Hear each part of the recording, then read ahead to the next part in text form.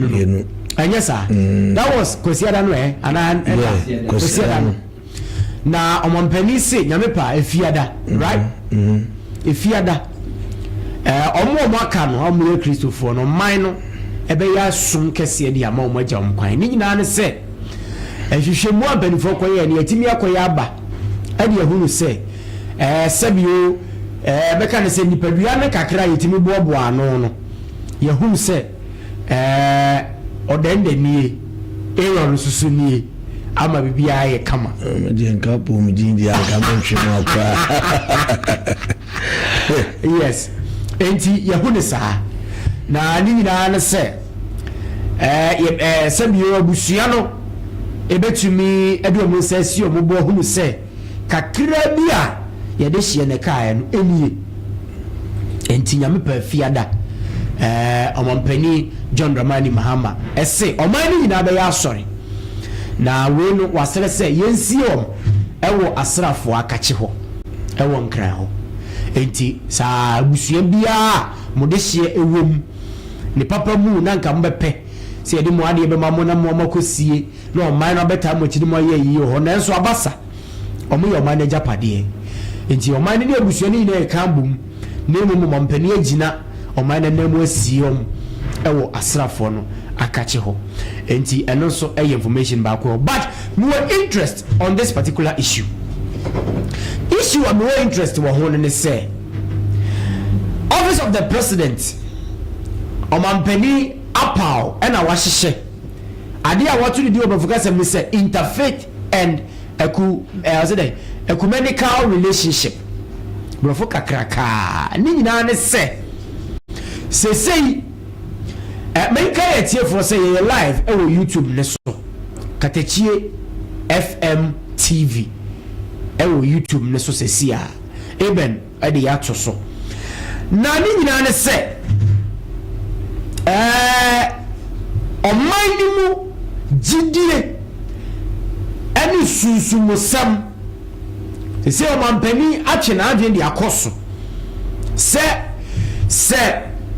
Bribia akoso oman ni mu enam se ye soma hodo a Christopher kremofom na nanom soso jidi abosom nsuo ne de manema nyina wo mu nti se bribi akoso na twedi abuada wo modadadi ade kire na nanom odadadi de kire yenuanom kremofo odadadi de kire yenuanom asofo bi no mu a saa de bani nyina nkikambom na yen direct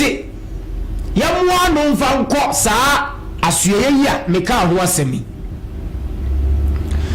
na ni nyina ne se ombe ya wo hwehwemu adi hu nkomo na omuwo anamon bia esese oman ni tu ana bribia esese oman no eya yetumi aye edi afa ho saa de manyina sori ya no nam se niema binu a ekoso oman ni mu no oman no dwene ho a oti ase a enye yie efiri e mampani so ade besi fom eniema esisi wo oman ni mu no ye dwene ho a ye nti ase my take on this issue and they say afei na yehu saa de mayi ana so ebrebi yenuanum bia metromas ekoyamwom ewo kintapo kwan so no na eno no eye tragedy echei empanimfo ya asamoto omu ya na kintampo waterfalls ho ebrebi samukaya enuani anie tutui ewo ho egigu enkrofo a na omukwa akwaji omani ekwo ye tourist site ho eso so enu na ye tragedy echei empanimfo ya helicopter edi oma shire ya na so yen MPs binumwa enkrofo komo binu tuo jebi dan kwanom ene binom a akonfo to hye wo so ebinom nya kwanhia efa bibiri wo nkwa so eno na eye tragedy eche de abayi ana yeti ha ana somewhere around 2015 April to May to around May Accra eja tanker filling station filling station ensu ato circle now filling station tija now fe shit mamufo Ghana for a family koi so eno na a tragedy eche benifo ya na yeti o mamu ha eno kwabra ni tiri twie se kan twitwa ankrofo ma ebe mo chef rigim ewo sunai abisim so eno na a tragedy champion ya na ye wo mamu Ghana ha ena ye kobobo ewo sports stadium ebipa kifa ebipa so tietie ebipa so ku wo mo my God mu ha eno na eye tragedy che empanimfo yi bie ya na me fa on kwa akiri ye ba don mani mama ba aban mu accident awudu binumu a esisie celebrities awudu a awuwo abamu benfo binumu a awuwo Nanya asorefo a omo asiri omo nkwa nipa 16 atoyemu ha 15 koi ekire ba akwa no waka bepi so eno na ye tragedy eche mpanimfo yi a omo wi ana yetikro ba apani bi ankasa eno echi ensi echi ye mpanimfo yi a plane eno omo kohwi we eno abaye ni so Ghana ha eya sebo omani TV da ye money omani su the question is sanse sema wudu akosu nyina yatena so saabra no MPP abra so ebi NDC abra so abaya ba saabra no na omani no ewu se ye wo bribi efe no susu musem ewo omani mu enti ye tu ho na mo pa ho mpanimfo a eyi ana yet your mind mu ne binumo erish for the sitting president say only great from mind na omani for him tom so sa kasayem na a tragedy eche die esie ya na now is it because say omuya ba mu mpanimfo nti ana say ordinary citizens and what in sika ko high private jet because minim say private jet no okwa asrafo no betimi di amount enyesa o pa ko ba bia omutimi di bound depending on adekodi akwa akoye say helicopter mpo na ye obi private jet because ye ni perifo be okro mo private jet and wodinam and wakoti ahwe so enkomanu yankase eye esusu animu ena wonye sika no wonwu de onye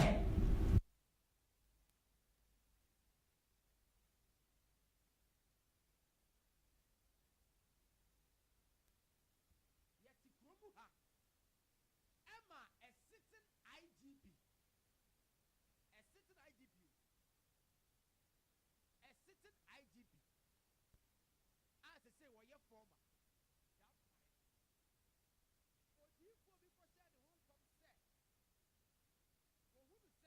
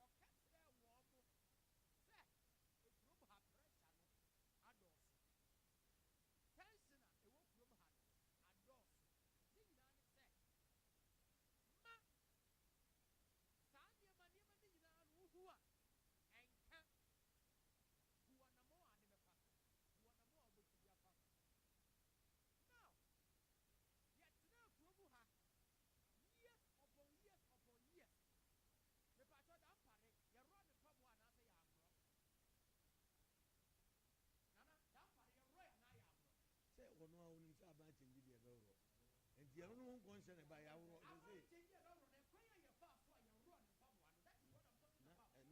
Na Anigyie Fie Yawuro mpaboa ama ono ani kura ko mu se na se bibi yes yes because the bra you know if you home police bobo so papa omu bose pa anyagro omani je because no de mra nyina this one go an ne so for akre yes so since when and o mind be hunu say yeje sunsumusam any amamra ni sa ne mane ye gidi say etubi je sunsanso wo o mind and this morning ana the person business that me say me kire obi a otie ye say sa ban for no mo hiro mo fa nipa won so mo ye nipa nche o mo awu ntaye o mo ye nipa enche wo say ya me no ni wu ya me ye nipa nche wo ana omusu obawu no mo ye nipa enche enkrofo ma edundum dunsia no omuko wu ye omo ye nipa enche penifo bi awu oman mu a obi antini ansore anka ho asem sabe previous amanu tutumna na me pamukura kwa titi the president na mu kura no ka ho a wo ye nipa enche obi a oga let's put it on record onye nipa enche obi a oga efuse ye nyina ye Ghana fo ye timamufuo na se momo de e kan ba mu ni bia eye yanso e kan Ghana fo se bi hai se na na ti hai se Mugabe wa hai na se ade be che na obi apekwa amboni bi so nyame mpawu adi nipa na awu adi ni bone a enfo bia ho ni aye di afei die sabra no majority ansori minority ansori anka say no ya ji sunsumusam bi Yesu Kristo time na di ko atrofo wo and they da so enti o man be yen hye ha ko pem da bay say se nyame na mo bi so anana nanu bi gu nsa wo hunu bibia omoa yanyi ni saade no estate da bay eti afei no man na ni aba ne ho so ana sa wa ni council wa o ma to me asumi paso because se obi kura wo biribi na so ofre pani se na asai Mugabe na efre no ma ka kire no a onyi ni obu ebi na dam pare ye ekuru ebi ena da mpare ye kuruma afei di oman nani aba ne ho so se ye wo sunsumusam bi a etumi nya sunsuaso o oman ne so eniema ebinum di gugu fam ye beto aba edi petumi no saa niema ne ka ho ena enya sunsuaso o oman ne so firi se obi timi di nsasi ni buka se ena de besi ene moja be hia agukura no a emfa ye ho ene wo disi a me di betwa ututu a mesuma tutuo sebe nsem hunu ene de tio man ni memfa ye ho na we tutuo wa ha kuni nua we twa we sika wa ha because of about wonti ne mu be di tumi ni wi a sa moja na mu hwiegu ye ne mekumi ana mu a ne bekumo se wo ya MPP ni a wo ne bekum wo ya NDC ni ana wotena ba bi hwie moja gu ya wa ene bekum obi nka se omo awuo no omo ne boye nti ena ama na basa nanso so eniema mpanimfo bi hye munu ne omamufo bi kutupa munkobo mukokuom ye kobo mu yi ba ko bi be firim wan firim na ne ho dodo no okose fia enam sa abro no so ebe ma na firim moja ye hwie guo eno ena eyo ne sa enti se odifo bi hu bibio na nanom yi bibi kireo obi anka hu enkosi ba bia de otwese kan no se kan no a no obewuo nana a bit on that member nkrata mu nsem so na afi mediasi na penifo aba na ye no magi komo tiawa menua medawasipa na ensem a wo kan no in fact abrehosem asi oman mu ayi nyina ye di yawo pa enye agro because enipa ewuo ade a ewuo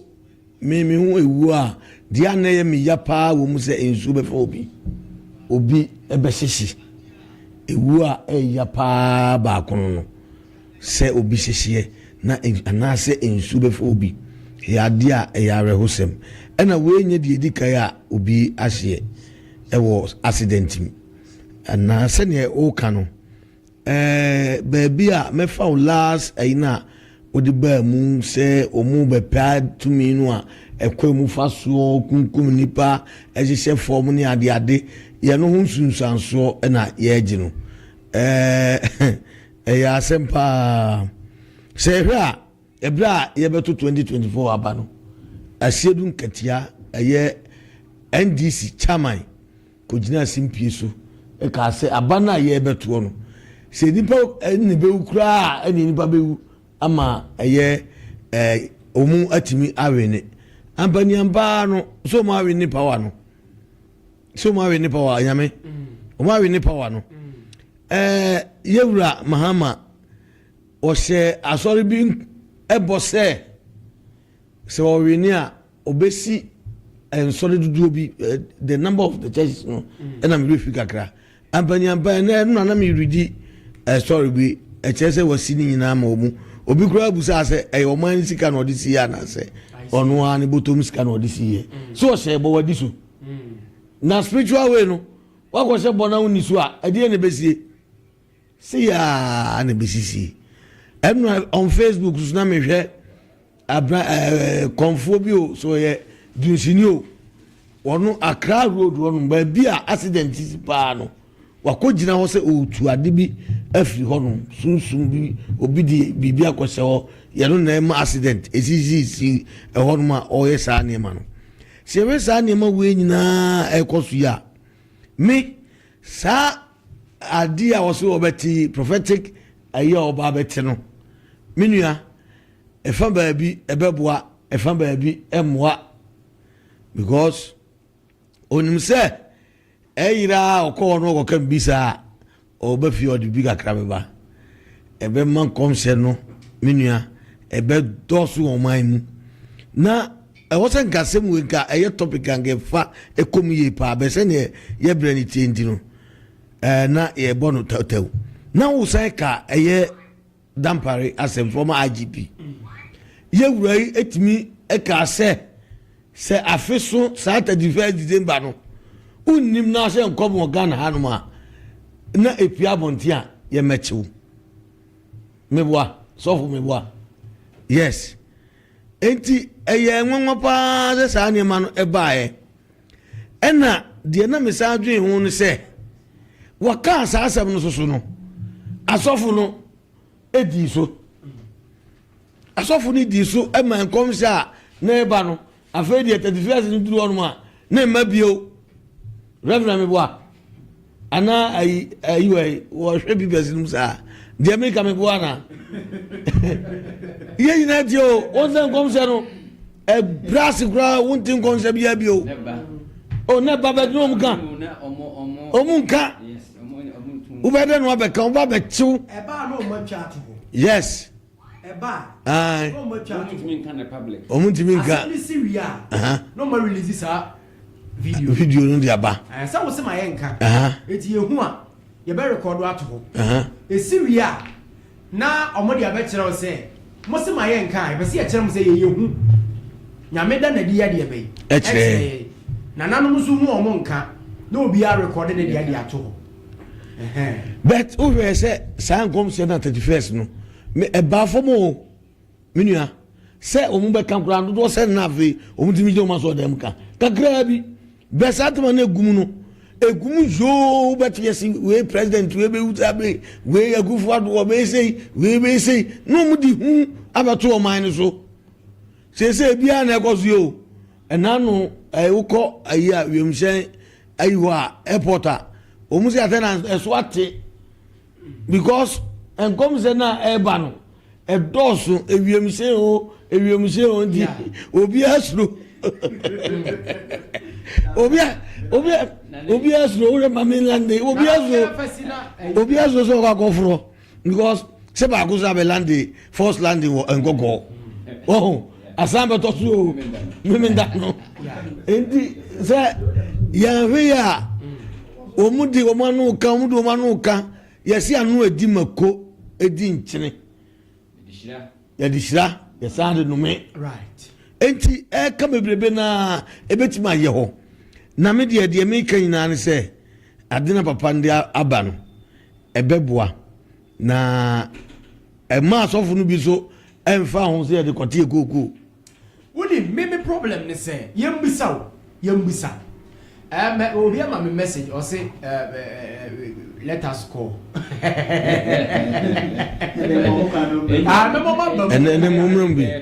because where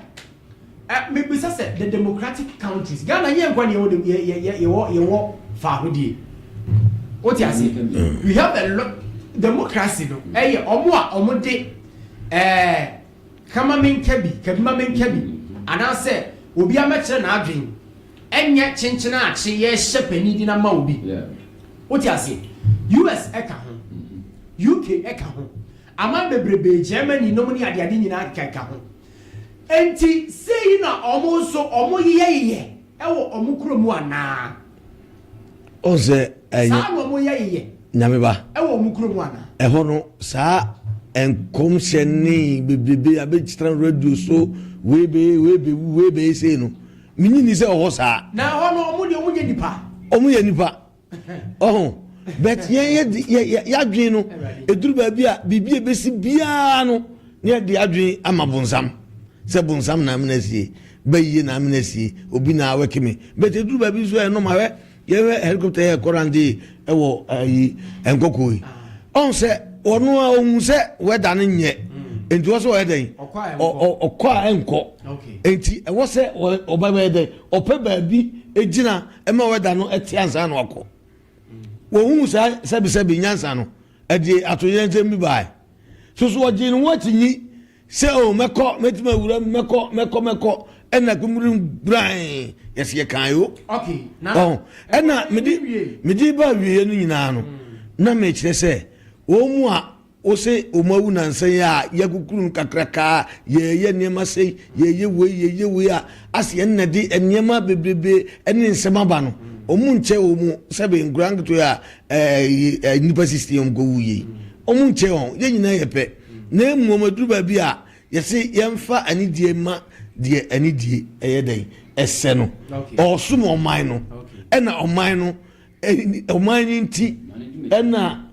ama na basa enti wo so oman no so eye ade a ebeye enkaidum ede ama wo mu enye se omu che obi omu nche obi sesi a mete yi sebe mi dija asene ewo mi krom ekwan a sebe mi niwo a ana mi duru a ebi be soro mi bani fo nyina soro okay so that say but omu che mi o be omu die ni die na amame right enti no e no nche se mi chen wo mu ana wiet sa enti e yo mu se no enche se omu ko dada no omu che wo mu okay bet omu dibre no makodimu no omu goduru ye no enne oman no omu sum sum oman no na o se ye bibia be nkaidum de amawo right obet me join the discussion a few minutes be na Reverend Abamtel na ya concretem odo ni hweka ana ya concretem to and no dudu na me ye you know oman no ne na asante hima but ni nyina no so eye 0594 21 28 23 0594 21 28 and 23 enti ubetimi afrena odi abaso ba ye do beto so nato also odi will take a bath ten na yanko yenche breninti na yanko right enti yenya na sa yenya na sa Reverend number medase efa nsem ya wo kekan hu nyina no ne na sa ne ma wi bisi okay me kana brebia nya me kra na me kan tro konkon so di hu adanse se okay ade foforo bia ni wi ase wi mu bibia wasase su bia dada e ho dada okay enti me de wo ko akiri kakra eduru baabi wahene bi esa aheni aya ndase aheni ho nkomo ne yedi tumidi ho nkomo ne yedi eduru baabi ema wahene bi sɔre ne efe no Nebukadnezar what you say ɔsɔre etunifo bia wa amfa eduru baabi Pharaoh bi susu yɛ den ɛsɔre saa yɛ kan ya wa amfa ye nkyɛnkyɛn hodoɔ bebree kyerɛ ne sɛ nka ɔbɛte deɛ kɔ nase na ni ada hɔ na nka otimi ehunu deɛ ɛso yɛ na ɔde bɔ ne man ho ban yɛ awamfa kɔpem sɛ pisi no ɔno ankasa ne ba abakan wuye deɛ kan no afei de ohunu sɛ ɔde beto yie entinya ne na saa ne ma wuye ɛbɛ den ebesisi na better late than never me deɛ ne ade hia me pa sɛ wahwɛ ɔmahwɛ atena sɛ amanema gyegye nsɛm na afei de ɔmani aba ɔmo ho so sɛ ɔmbɛyɛ saa deɛ no a ɛkwan bi so no ɛyɛ ɛkwan bi so no ɛyɛ na sisei no sɛ ɔmo si yɛ no ɛno mumu yɛ adeɛ a ɛbɛyɛ kama asene first no me deɛ saa na mehu no because ɔmo ma ho kwan sɛ obiara nka ɛnyina na asɔ dɛm nka no publicly no but kokoɔ bi no fafa saa soɛ wei fafa saa bea wei na yɛnhwɛ deɛ ɛkɔ so no wɔn yɛ wei so wɔn bɛpa wɔn a ani huhumu aba awɔ saa soɛ korɔ no na wɔn adageste so wɔn ehunu deɛ fata ɛne deɛ ɛkɔ deɛ ɛnokorɛ ne deɛ ɛnyɛ nokorɛ na afei wɔn ahunu deɛ sɛ wɔn yɛ den ɛfa ho deɛ no hunu sɛ nya deɛ sɛ wɔn wie a wɔn de bɛtu gya sɛ asomasi odiifoɔ asomasi ahyɛ nkɔm sei na emu aka deɛ fa mpanimfoɔ no ho deɛ fa ɔman no ho no wama wɔn ayɛ dɛ ehu na deɛ ɛsɛ sɛ wɔn yɛ fa ho no wɔn ayɛ kukuo mu a ebi a yɛne a yɛnni saa so yɛ hɔ no yɛntumi nkyɛda nyɛ dɛn ehunu deɛ ɛkɔ so pɔtee mepatɛ wate aseɛ etumi mi hunu sɛ saa kwan wei so no koraa bɛboa ama obi agyina na asɔ deɛ mu a ɔɔka no etu betwa kɔsi ama wɔ kwan yɛkyerɛ wɔ kwan sɛ kwan wei na fa so na me yɛnte wo ne na sɛ wɔamfa so na kyena bi ehu so wakɔ gyina baabi a yɛnhyɛ wɔ a ɛhɔ deɛ mmira no betumi no ayɛ dɛn adi etumi mi hunu sɛ saa anamo yɛ ɔmampanyini ɛpɛ so tu ho anamo ana watu ni sesi ya no ɛyɛ ne kwan so a nti sesi a yɛse adiyifo ne asɔfo ne nananom obi a wani so ade hunu bia hu ade na yɛ bibi fa ho be yɛ bia no bra asoe we na fa saa information yɛ den ɛfa enti wɔn fa hɔ na kɔfa baabi fufura a wotomra enti minim sɛ nyamba we no bɛyɛ aboa sene sɛ deɛ na first no obi agyina na asɔ dem ɛfa less tententen na wale se gusu a wakama general nation ni nyina yɛ den yɛteɛ no ɛno no ɛbɔ man ɛno no sɛ yade nti nyankopɔn na ayɛ adoma ma saa kwan we aba timi de hon de me bɔ man panyina ba so pa right yes 0594 21 28 23 0594 21 28 and 23 obetumi afrɛ na ode aba so tew na afei wode so adwenkyerɛ tew ɛwɔ sanse me ho de aba memfa bebree saa enti no yɛ no quicker na ɛsɛ yɛkɔ yɛnim na bibia nso atumi ayɛ fine ɛwɔ ɛhɔ no mo right hello good morning okay hello good morning okay right 0594 0594 21 28 23 0594 21 28 and 23 ofre baswa yɛbɛfa na bibia atumi ayɛ fine right hello good morning hello good morning hello good morning okay right yɛnyɛ ne saa na yɛnhwɛ okay